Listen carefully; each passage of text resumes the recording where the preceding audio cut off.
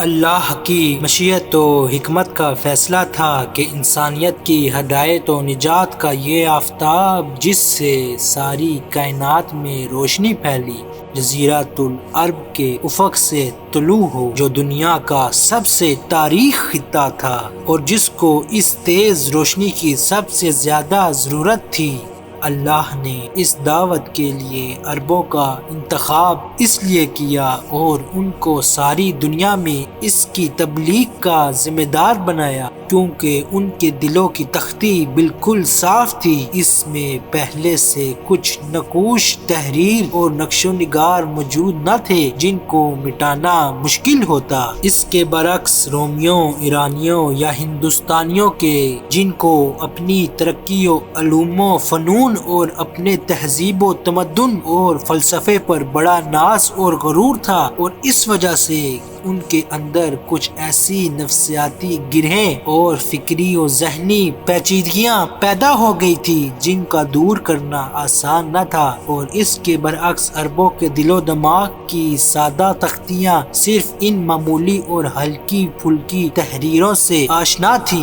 جن کو ان کی جہالت اور بدی زندگی نے اس میں ثبت کر دیا تھا، اور جن کا دھونا اور مٹانا اور ان کی جگہ پر نئے نقش قائم کرنا بہت آسان تھا۔ یہ عرب اپنی مضبوط اور آئینی ارادہ کے مالک تھے، اگر حق بات ان کو سمجھ میں نہ آتی اس کے خلاف شمشیر اٹھانے میں کوئی تکلیف نہ کرتے، اور اگر حق کھل کر ان کے سامنے آ جاتا اس کو دل و جان سے زیادہ محبت کرتے اور اس کو گلے سے لگاتے اور حق کی بات کے لیے اپنی جان تک دینے میں دیر نہ کرتے۔